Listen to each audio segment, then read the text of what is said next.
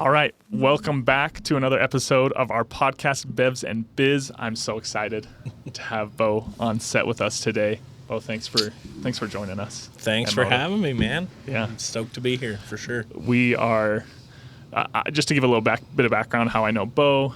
Works at Avalaunch Media, fractional CMO work there. I mean, I'll have him expand a little bit more on his role, what he does. But we met, years ago when our teams have just kind of done a few things together, events. We've run in their 5K event, at the golf event. They've sponsored our pickleball event. We've done video work, and they've done work for us as well. So just really a great local partner. So pumped to have you here on the show. But as always, we'll kick it off with a beverage. So today we'll show the people. Yes. We've got Spylt. Neither of us. You said you haven't had it. No, I didn't even. I realized what it was after I picked it up, but I've heard of it. But Caffeinated chocolate milk with 20 grams of protein. Love that. So we'll give the people listening a little crack right here. There you go. ASMR for the day, and then we'll rate it. Cheers. Cheers. This is like Yoo-hoo. It does kind of taste a little bit like a Yoo-hoo. Oh yeah, it totally does. I mean, it's creamier than Yoo-hoo. Mm-hmm. I mean, flavor-wise, it's great. That's good. Yeah. I still, because we've had like the clear protein and stuff, you know, those drinks. I haven't tried those yet, but I think yes. Seek is one of the brands. Maybe Just Ingredients has. Maybe when we've had at Harmon's. I don't get how the caffeine and the protein, it's in everything now. Everything. Because, I mean, I don't know if you're supposed to, I'm a drink novice here, but am I supposed to taste the caffeine? Because I definitely don't. I don't think you taste caffeine at all, but it's good. Yeah. It's got a really good flavor for sure. Okay, give me your rating. One being the worst, 10 being the best. Ooh, it's definitely not the worst. I mean, I was like joking about the Yoo-hoo thing, but it is like a slightly creamier Yoo-hoo. Yeah. You know, it's got like a better. And I was a Yoo-hoo fanatic as a kid, and now it's like, oh, this thing's full of high fructose corn syrup, so it's actually terrible for you. But like I was just a solid 7.5, maybe an 8. I was going 8. I thought it was pretty creamy and delicious. Yeah, 20 grams of protein. Oh yeah. For a protein drink, it's actually pretty solid. It's not bad. I still probably lean towards the Fairlife. The Fairlife is good. Fairlife, I don't know what they do. The ultra pasteurized, just plus I can technically actually drink that stuff. So because the lactose. Yeah. I'm actually in the same boat. So I hope we're both feeling. I'm probably okay not going this. to pound much more of this. To be honest, Disclaimer: we didn't ask. Yeah, dude, I love that we're in the same boat. That's great. We'll take it easy on these, so we're feeling better later. But you got to give it a taste, at least. Yeah, that was good. Thanks for indulging me. Sorry if I put you in pain. Oh no, I won't be in pain. We're good. Well, thanks again. I wanted to ask Beau some questions on the show today. I feel like, our industries, between the video and marketing world, there's a lot of overlap, but also a lot that isn't overlapping, and a lot of skill sets and a lot of roles that I think when people look from an outside perspective, they wouldn't fully understand. So before we get into that, I just want to start out by hearing a little bit about your story. I know we were joking earlier that we could go for a minute, but if you want to give us your 2-3 minute take on how you landed where you are currently, maybe a little bit of backstory on what you were doing before and how you ended up at Avalaunch there. So awesome. I'll give you the condensed version because last time I did this, it took like 45 minutes. So I technically started supporting small business development all the way from like choosing and discovering an idea through keyword research and demand research, and literally picking brand name, domain name, figuring out like suppliers, all that stuff. Crazy. So I would coach that and supported that for about 6 years, and I got hit by the 2008 crash. Didn't hit me until 2011. Actually, it was 2012 because I just had my daughter in November and I got laid off in December. So it was brutal. Yeah. And so I started looking. I put out probably 3,000 resumes to people during that time, and I was laid off for about 6 months. And I finally got an opportunity at an agency, but I also had another opportunity to take a completely different path. And basically just left it up to the powers that be and say, whatever path I'm supposed to go, I'll either get this job for sure, or I'll get this job. And got the offer at this job, was waiting for this one, found out that I tested out of like 300 people, tested down to like 50 people, and then I tested in the top 16, and then they placed you 1 through 16, and I placed 16. So I was like, well, I guess I'm not meant to be there, so I'm going to go this path. Wow, what a hiring process. Yeah, my goodness. It was crazy. So I ended up taking the agency job, got my first agency job, because before then I was just supporting small businesses. Moved into agency job, still supporting small businesses, but from an agency services perspective. Cool. 3 months in, my boss actually was let go. They put me in charge of a team. Wow. Quick. Right away. Between our team, we had 600 accounts, and it was crazy. And they were all small business accounts. Each one of my team members serviced about 120. It was a ton, the absolute ton. Wow. And it burnt everybody out. And I got to a point where I had elevated, and I was still running the small business team, but I was just like, man, I just don't feel like we're making an impact that we should be making. Yeah. Got recruited by my old boss, and he brought me over to Avalaunch. Funny enough, I actually, as soon as I was laid off, I had applied at Avalaunch for a role I hadn't really done before.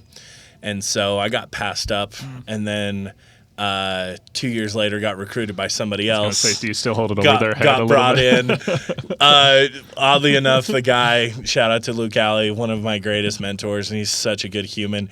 He loves to joke that one of his worst career mistakes was passing up on me. But it was great for me because I was supposed to go in that direction, learn what I did, and made some connections with, in particular, one of my very best friends. So I'm grateful that I went that pathway, had that experience. I've now been at Avalaunch since 2014. Okay. I came in as just kind of like a lateral move because I was managing teams and, oversaw 600 accounts, et cetera. And I kind of took a lateral move just to be an individual SEO. But that was a personal choice of like, for my career, I think it's a better progression because outside looking in, Avalaunch is where I wanted to be. Yeah. They had an agency with an incredible reputation in the industry, and I just wanted to go that direction. So I got into Avalaunch. Within a couple of years, I took over the director of SEO role. From there, I kind of moved in and started our strategist role that we had for a while. And then, as we developed and added in FCMO services, kind of oversee the FCMOs and FCMO services at Avalaunch and support that. So It's a great role.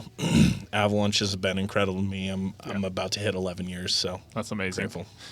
Good people, good company. I mean, every interaction that we've had with, I think that's, at least from our perspective at Moto, the difference is just like quality individuals at the company who it seems like everybody works well together and treats you right. So, well, likewise, man. We love working with you guys too. Nice. So I appreciate it. I think there is a similarity in the quality of people in the two companies that we hire. I do believe like that's a differentiating factor. People that actually care and want to fight for you. Totally. I think is the difference, right?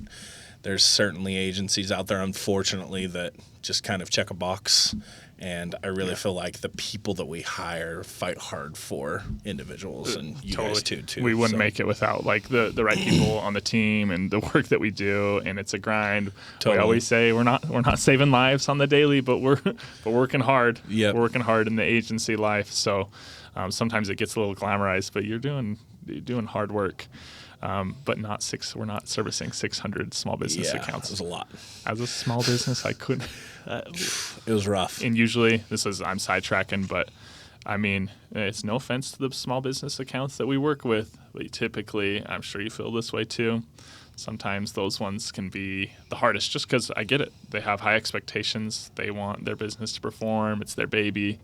Budgets are tighter. So, in a lot of cases, they're hanging by a thread. And that's such a hard place to be as a business owner. If you're a sole proprietor or maybe you've got a few employees, man, the struggle is real. You're just trying to feed your family. You're trying to feed the family of your employees. And it's so personal. Yeah, it's so personal. Yeah. It literally is.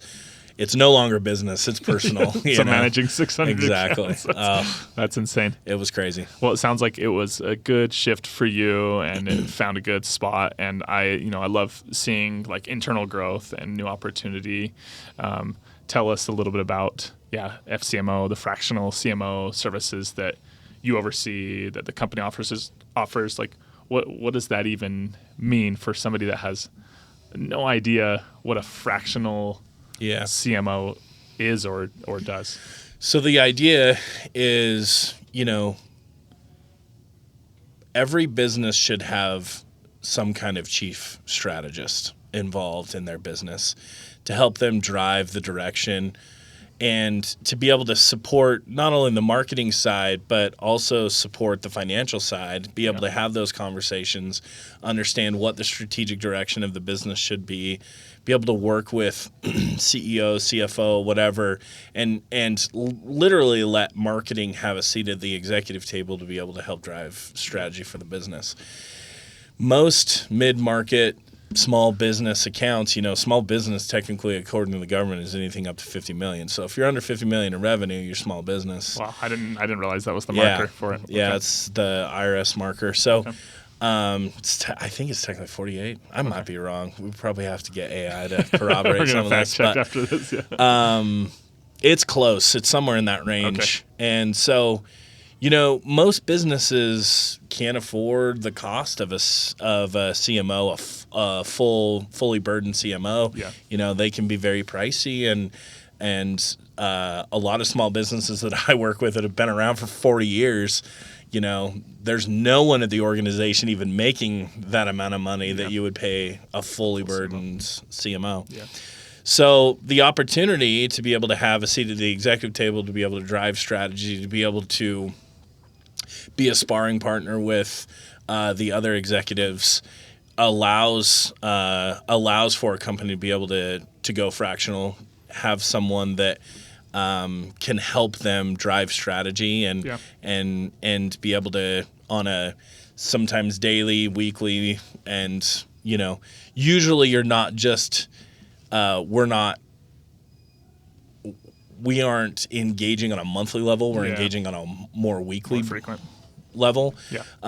But at a minimum, that's something that can be done, and it allows business to be able to have that knowledge to be able to drive all the initiatives that the company needs to be able to have success. Yeah. So. That's a great breakdown on it. And I have to imagine, from the agency world, the way we navigate our relationships with our clients obviously is a tricky part of our job, one of the greatest part of our jobs.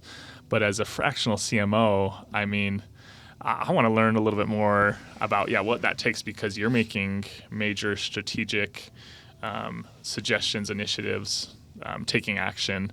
So how are you navigating that relationship when you're working with internal, whether it's CFOs or CEOs, and you're coming in from an outside perspective? How, and maybe for better or for worse, does that kind of relationship work out for you guys? Yeah, so the commitment to going fractional has to be there not just partially, but fully. There gotta be a Because call-in. it doesn't make sense to bring someone in to call the shots and still not let them make decisions that have to happen. So I'm a believer in every business that's successful probably believes there's like a healthy dose of back and forth in opinions, ideas, things like that. And so there should be healthy debate on decisions that are made. Marketing is a fairly opinionated concept, To say the least. to say the least. And there's a lot of opinions, and there's a lot of rights, and there's a lot of wrongs. And in a lot of cases, you don't know until you test it. And testing should be a regular part of what you do in a business and strategy. But you can get a pretty good idea and a sense of direction of where you should go by sitting down as a team, understanding what goals we have as a business, what we're trying to do. Are we trying to grow?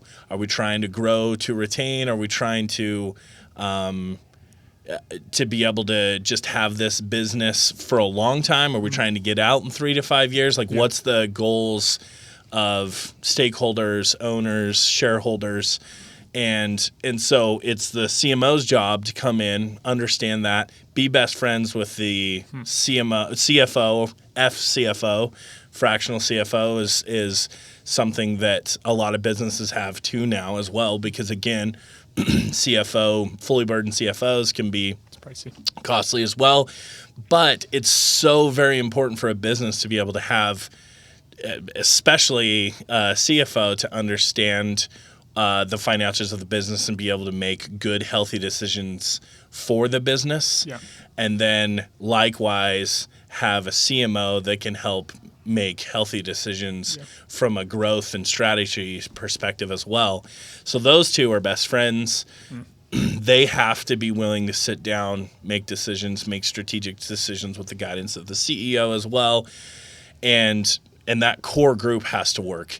So if you're not willing to allow that person to have a seat at the table and you still kind of see them just as an agency or a fractional, it's going to be a really difficult road, because that person has to feel comfortable, that FCMO especially has to feel comfortable to be able to make some of those decisions, because you're making hard choices. In some cases, you're making some very difficult decisions with budgets. Maybe you've never done something, you have to test it, and you have to go and try it.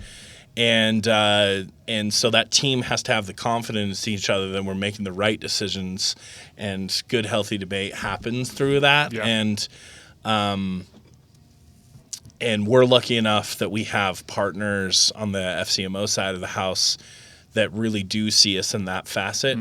And it makes it really great when we can come in and sit in that role, help make those strategic decisions, be able to understand the business metrics, the financial side of things, help back into numbers. Sometimes these businesses this is the first time they're ever looking at the numbers the way we do. They've never. Sure it could ruffle. I mean, in a good way, ruffle feathers. You're pushing them outside of their comfort zone a little bit. Yeah, 100%. So we have something in Avalaunch we call a strategic sprint.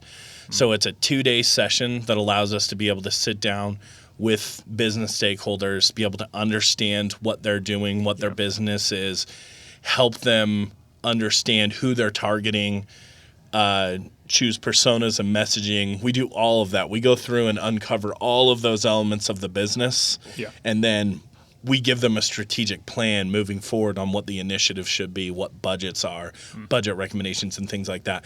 But we're sitting down, and the very first part is we're trying to understand the financials.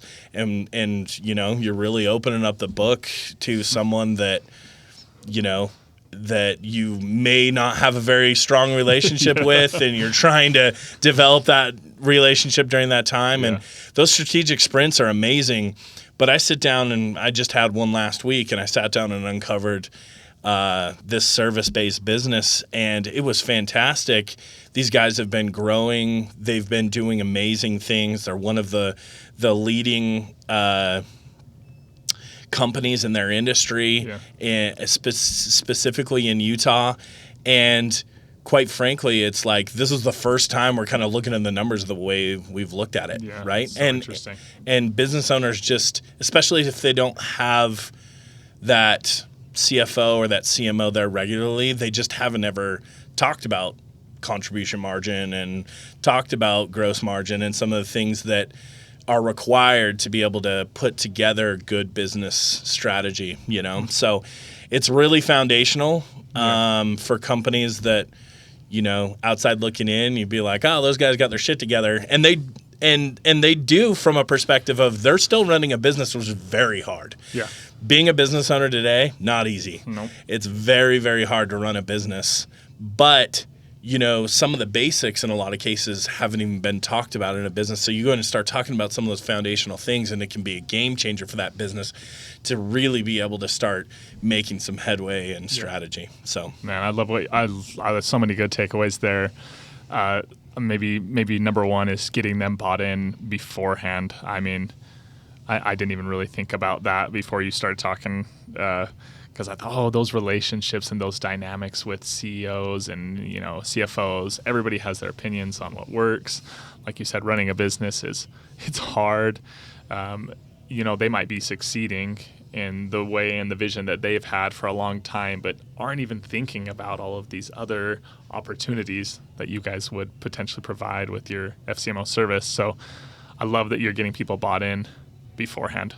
Otherwise, I just don't think, they'll buy into the full vision and allow you the space to come and do what you do best. And so that's the whole reason they're hiring you. So I love that you're creating that safe space almost up front. And then point number two, I've been really pushing this a lot lately too when I've been trying to pitch and take my introductory calls and whatever. It's just I think you're basically hitting at that we need to come in and listen and learn and understand how people operate, how the business operates, understand their pain points, their issues, their problems. Instead of, I'm sure you guys could go in there every time and be like, we've got a playbook that we know it works and we've done XYZ with all these other companies and it's going to succeed for you too. But instead, I think you're saying, hey, I'm listening. Tell me how you operate. Tell me what's good, what's bad, and let's find your problem and let's fix that. I think too many times agencies and even individuals and any corporation, we get caught in the mindset of like, let me fix instead of listening and trying to find that problem and fixing that. Yeah, it's funny you say that actually, because I want to double stamp that. I came out of this strategic sprint last week, and the very first thing I told someone that's inside of our organization, his name's Carson.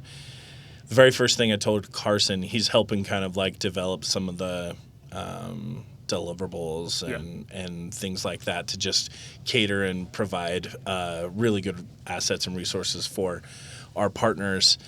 And I came out of it and I said, I have yet to have a business that's like cut and dry and exactly the same. Like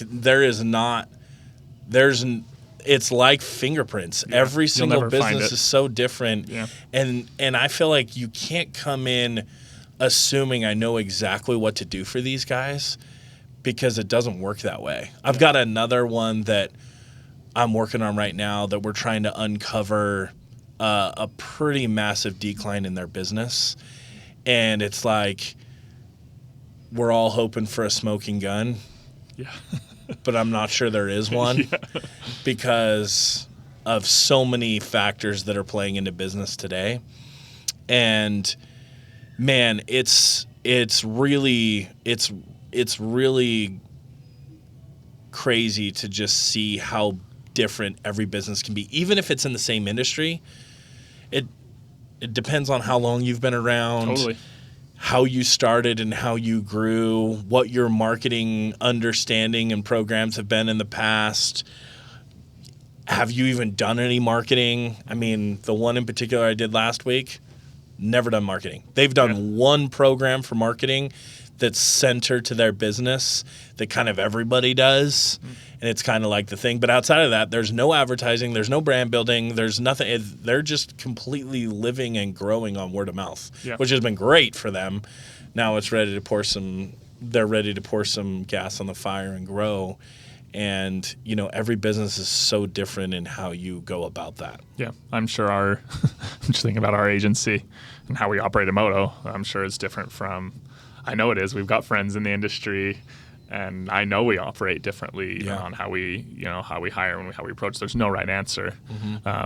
So yeah, I love that. The right answer is if you're growing, you're doing the right keep thing. Keep going. Yeah, keep doing whatever you're doing there.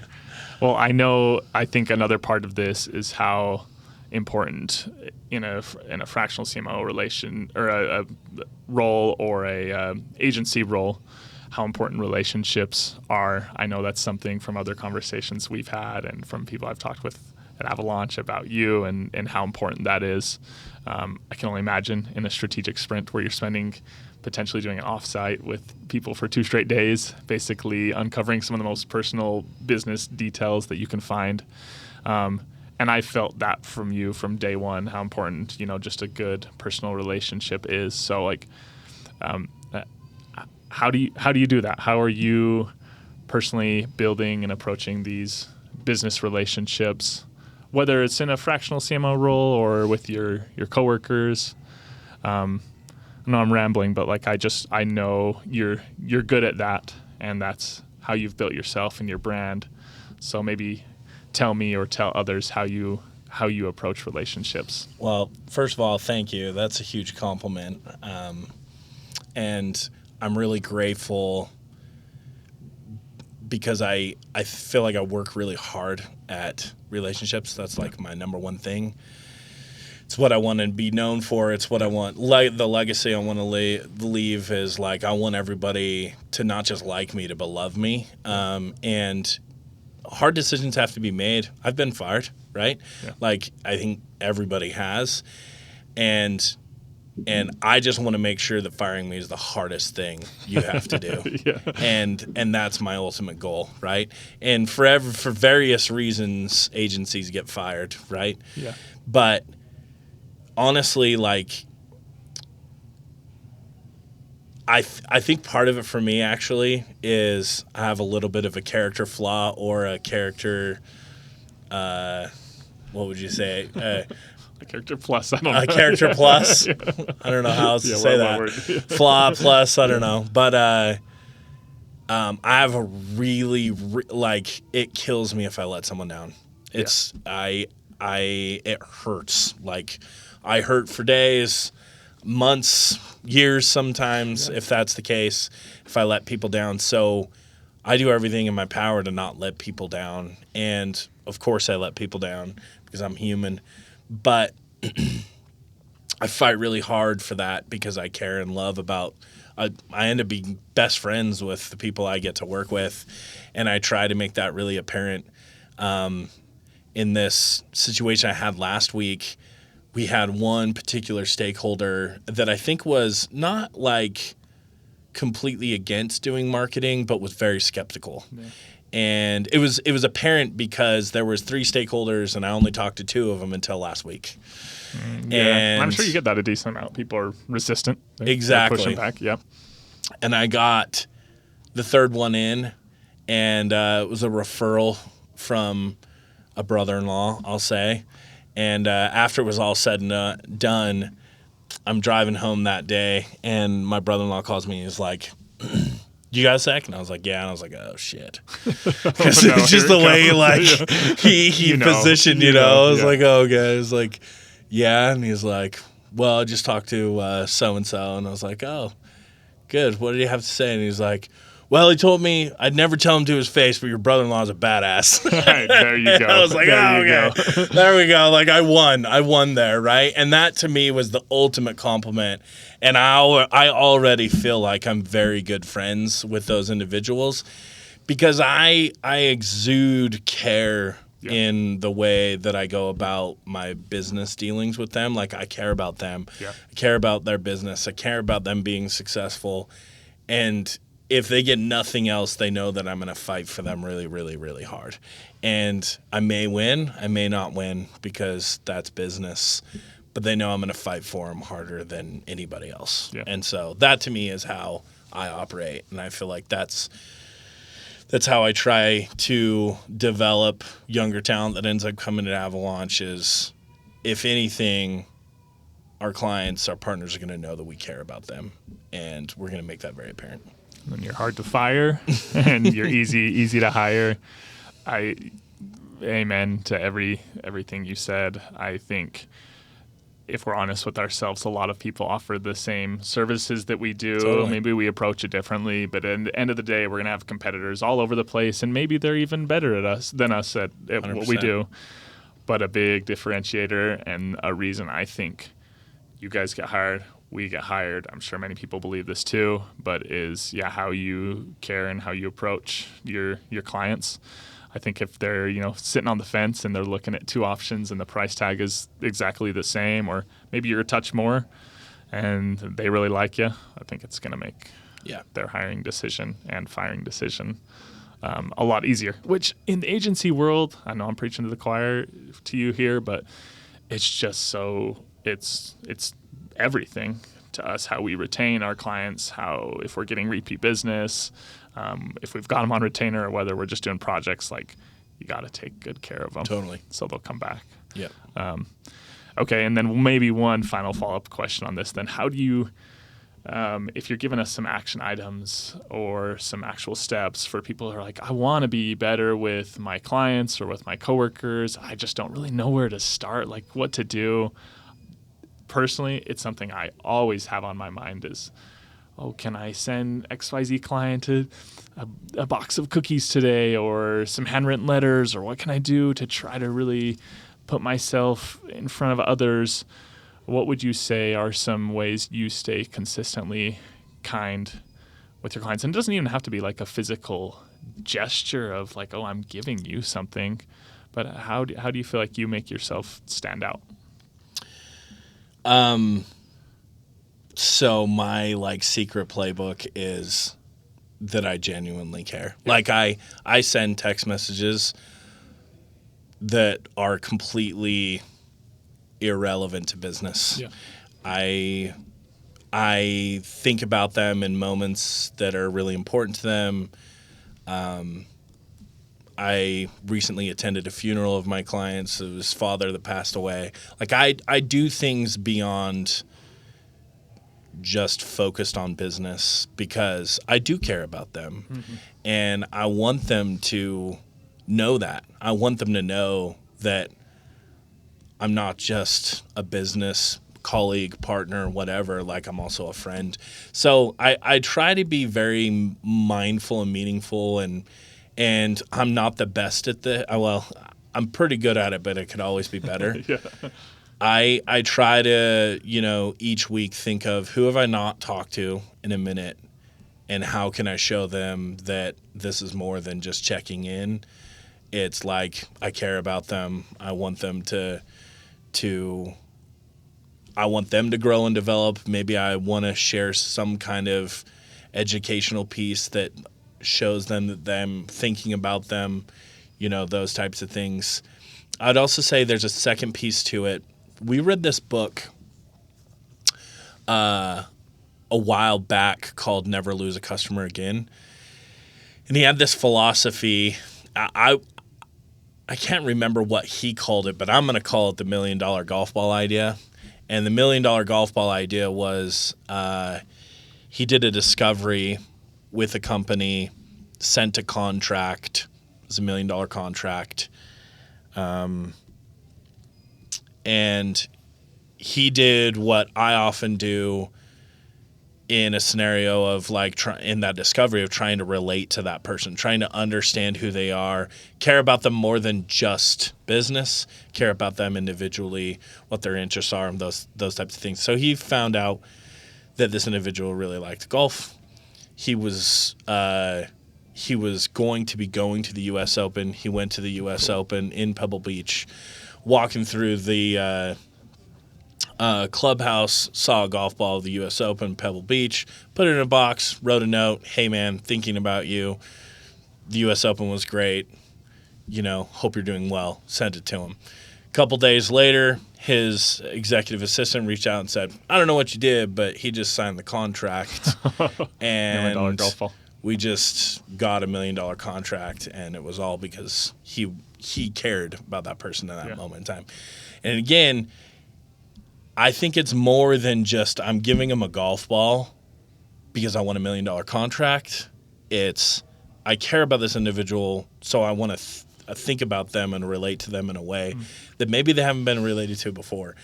I heard about the story. Have you ever heard the Gary Vee story about when his dad owned Wine Library? And it's ringing a bell. He but gifted. So basically, the story. I'm gonna butcher this because I don't know all the details on this, but essentially the story is like Gary Vee's dad, when he was running Wine Library back in the day, he had a guy buy a bottle of wine and bought this bottle of wine. It was called a $100 bottle of wine, right? And the guy got the bottle of wine. He found out that this guy really, really loved the Denver Broncos. He went and found a John Elway jersey and shipped this John Elway jersey to this guy. And he's like, just wait. Like, that's going to pay back in time. And so he'd check in every once in a while. Did that guy buy any more wine? No. Okay, no problem. It'll come. 3 months later, 6 months later, guy buy any more wine? No. Okay, it'll come. 12 months later, did that guy buy any wine? No. Gets a phone call one day from a guy that said, dude, I don't know what you did.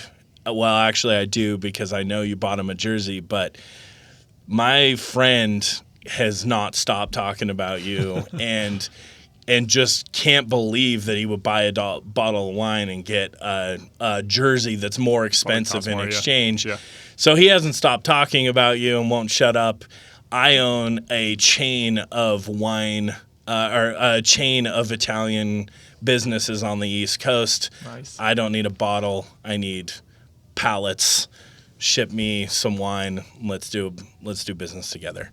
And so it was just purely out of, like, I cared about one person to go out of my way because I created a relationship of trust, of love. And if you know Gary Vee, he's a massive Jets fan. So there's like, I'm sure that permeates throughout the rest of his family. Yeah. And so, the fact that he got out of his way to buy another sports fan a jersey of the Broncos, because they cared about him. He showed some compassion. That person won't stop talking about him. And then all of a sudden, that $80 bottle of wine that he probably bought a $150 jersey just turned into tens of thousands of dollars in inventory and product because he cared, right? Yeah. And so for me, that's like the epitome of business is just go out of your way to show that you care. If you know someone will love some crumble cookies, send them some crumble cookies. Yeah.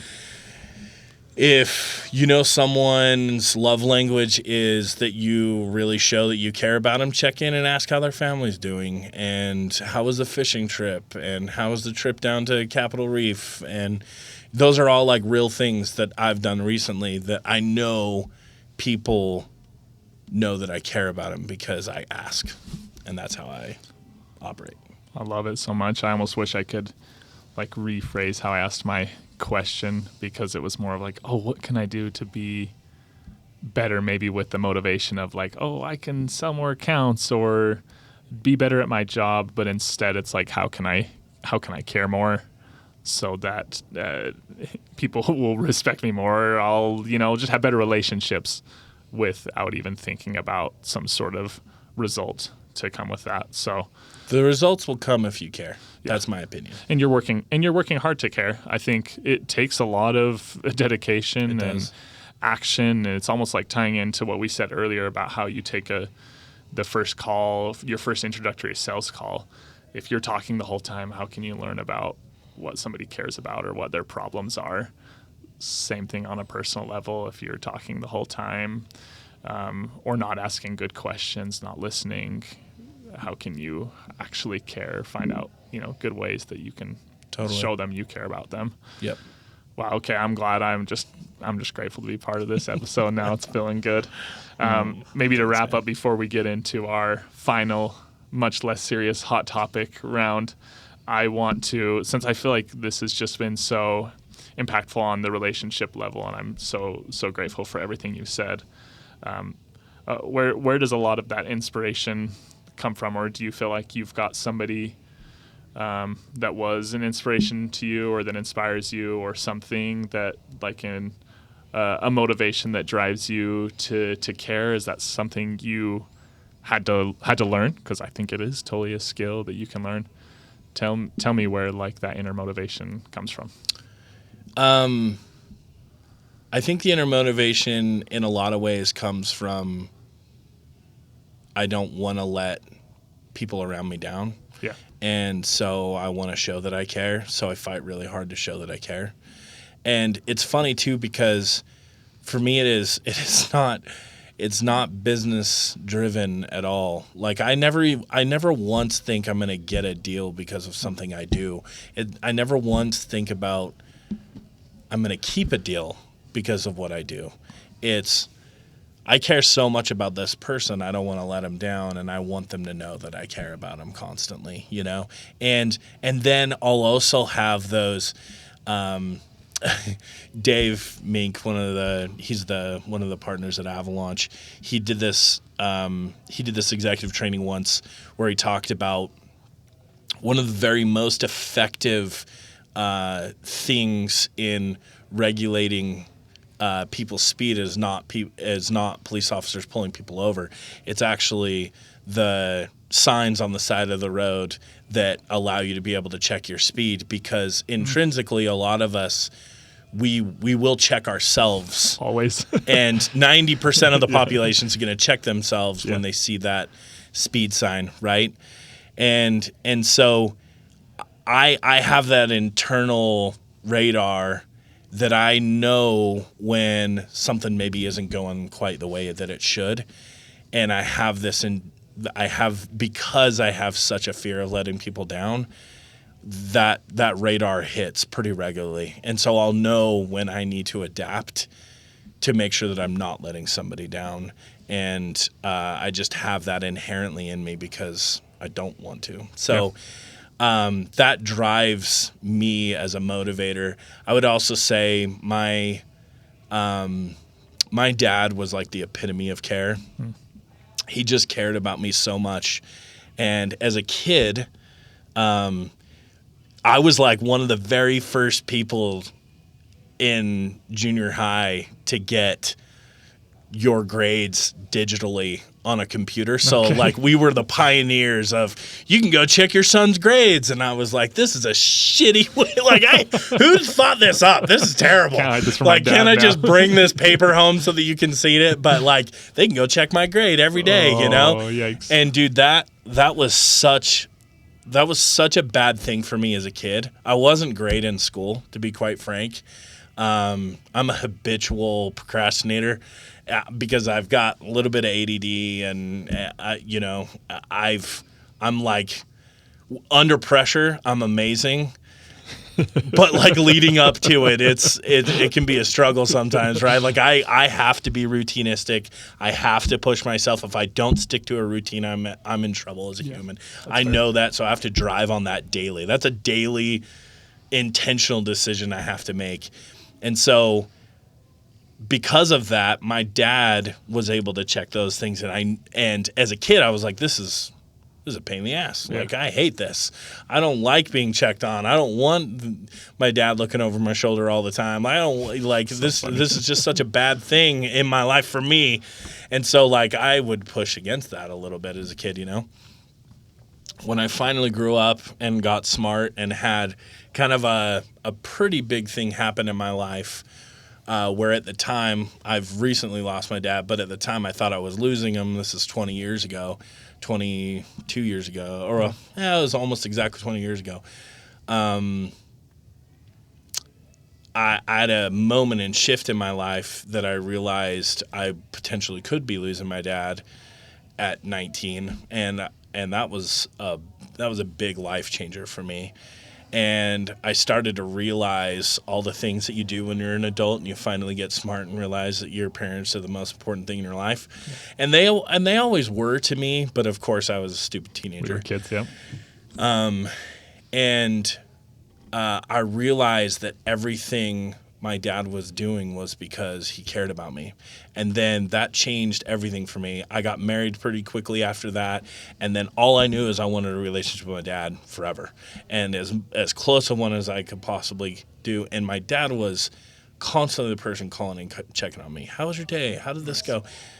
Of course, he's going to do that, hopefully intrinsically, because he's my dad. But I've got people around me that I haven't talked to their parents in months, maybe years. Yeah. But my dad would call me daily on my drive, make sure that I was doing good. And so I think I learned that pretty well from my dad. And he was a really good guiding light for someone that wanted to care. Yeah. So, well, I appreciate the answer. I'm sorry to hear that about your dad. But thank you. I'm glad you had that time with him, too, to learn all those great things. Totally. Those extra years, too. So yeah, I carry him with me every day. So he's always here. Yeah. And I love my dad, and he will forever be the one that he's for sure my hero and the one that taught me how to be a good human. Yeah. So. Well, you carry a great legacy, and I knew you'd have a good answer because I can tell that you care about people, and what a great legacy to want for yourself too, that people will remember you, and what they're going to remember is like how you cared for them. No, nobody's going to care about the type of, we want to do good work. We want to work hard. But at the end of the day, nobody's going to remember the exact numbers you put on a paper or the exact, video details or cameras we used, whatever. They're going to remember how you treated them when you were working together or whatever it is. So I love that. Thanks for sharing. Thank you. Well, let's dive into our final round again, much less serious here, but we go with our hot topics. You can expound on your answer, but we try to keep them pretty quick. If it's a quick one word answer, we move on. No judgment here whatsoever. So I'll if you have any come to mind, please, Sam. Okay. The ones I have written down today: DP, Dr. Pepper, or Coke. Dr. Pepper. I'm Dr. Pepper too, but controversial. I might be neither. Sorry. I haven't had one for 2 years. Oh, there you go. I'm Liquid Death only now, so. I would go Liquid Death over both too. So there's our answer. There we go. That's amazing. Okay. Do you use AI on the daily? Daily. Okay. And give me a task or two that you feel like it's been beneficial for your life. It's not just Could be tasks. personal too. By the way, I do tasks for sure. Yeah. But I ask a lot of questions. Okay. I'm very inquisitive. So I probably use Chat and Claude mostly for that. Okay. Some Gemini depending on the day. Yeah. Just Google searches now. You got AR overview. It's AI new, but like I use it a ton, and it's growing. It feels like. For sure. Same. I was using it yesterday for a bid here at work. Needing to get some help on constructing some emails. Those are menial tasks, but it was helpful. Okay, now that summer's kind of coming to an end here, what's your favorite summer activity? Camping with family. Nice. I'd say pool time with family. For us, we've been to the pool a lot this year. That's awesome. We got a Cowabunga Bay or where? Oh, just like our local community pool. Sweet. Or wherever, our friend's pool if we can, and our little guy turns 1 tomorrow, so it's been a summer of fun pool time. Jersey Mike's or Jimmy John's? Oh, dude, so hard. I love them both. I'm not going to judge you, but I got an answer. I love them both, and it literally depends on the day. Okay. So if I'm making the order right now. Jersey Mike's today. Jersey Mike's for the win over here, too. Yeah. I like them both. We like Jersey in this office. Yeah. So, pineapple on pizza. I feel like this one was asked. It's my favorite. Yeah. Pineapple, jalapenos, and pepperoni. I worked at Domino's for a couple of years in college, and that was actually a pretty frequent order I would get. The jalapeno pineapple. I was surprised. Good. Have you had Slab before? Slab? Yeah, Slab pizza. Okay, so go to Slab Pizza, order the UNM, so it stands for the University of New Mexico. Okay. And then add pineapple. Okay. The Slab. Best pizza around. Will do. I'll report back. Okay, people who clap when the plane lands, are they heroes or are they villains? I've literally only had that one time. I think it was in Alaska, actually. Villains. Well, I mean heroes. What? I don't care. No, you're not judging. I don't have an opinion. Whatever. Yeah. Whatever. It's a cultural thing, so. Dude, that's funny. I've had it one time too. It was a rough flight. I was in Spain and I was by myself, and the plane, it was horrible. We had to do the whole like hold on to the seat in front of you when you're landing, turbulence, and it landed. Rough. The plane did erupt into applause after. So at that time, I felt like it was okay. That's like a cultural thing. Don't they clap I think they clap in Europe all the time. Maybe it's more of a thing there. Yeah. But it was. Or Asia. I can't remember what countries. We were happy to land that day. Yeah, so. absolutely. Okay, my last one. If you have any other, please feel free to add. But I know we're both iPhone users here, so do you trust people with Androids? I'm always skeptical. There's something off. I've got one brother-in-law that's holding out, and he's making our entire freaking group green, and it drives me bonkers. Oh, you're nice. You even keep them in the group. I mean, there's like 20 of us in there, and he is the only holdout. So those images could be better quality. I know. We tell him that all the time. So we force him onto his iPad because he has to have an iPad because he still won't do it. No, I'm just kidding. I love him to death. So he's just going to be the dude that's going to hold off till forever. 1 year. He'll twist his arm. Yep. Any others? Jalapenos or habaneros? Oh, wow. Going straight to the spice level. I mean, jalapeno on my end, but I can't say I'm eating a ton of habaneros on the regular. I like the flavor of habaneros better, but I can't do the heat anymore. It's a bummer. I love the heat. But this is a really random side story. If any of my buddies from when I was young are listening, when we were out scout camp, we had one of our leaders. We were kind of evil young kids, but he'd bring a nice dinner for one of our dinners at scout camp, which we thought was a huge treat. Yeah. Whatever, he'd bring us like steaks or something like that. He'd bring habaneros with him. We'd grill some, which was great. But he'd give us a batch, and he'd give us some cash, and he'd say, "Okay, take these around to kids around scout camp, and dare them, say, give them $10 if you take a bite out of this." Yeah. And we would do that. That was so mean. That's watch so kids fun. Run away crying. Like, you forgot to take your money. First time I ever had a habanero, I was 16-ish. I was working for a welding shop in Orem. And this Hispanic invited me over to come and have some food with him that night. Whole family's there. Not a single person except for him and then his wife a little bit spoke English. My buddy and I walk in. I'm rolling in because it's close to Easter. I've got a ton of chocolate with me to be able to give to the kids and stuff. Yeah. Right? So he walks over and he's got onions with these orange things sliced up on top, and I have no clue what it is, right? He's like, "Try it. It's sweet." And I was like, okay. I hucked that thing in. Dude, I was literally Looney Tunes, like, steaming it out of my ears in full panic mode. He's laughing. The entire group is laughing. He's like, "My daughter eats those. You're a pansy, you know?" I'm throwing down. I'm like chocolate over it. I'm just chucking it in my mouth. I'm like, I'm going to die.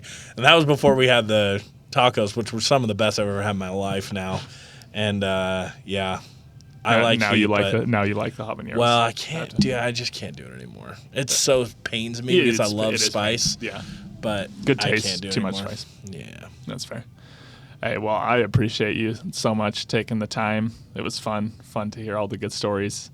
It was a good drink today too. I think overall it was very good, fantastic episode. So thanks everybody for listening. Thanks again, Beau, for joining, taking your time. Means a lot. So we'll see you guys on the next episode. Well, thanks for having me. I appreciate it. Yep. Take care.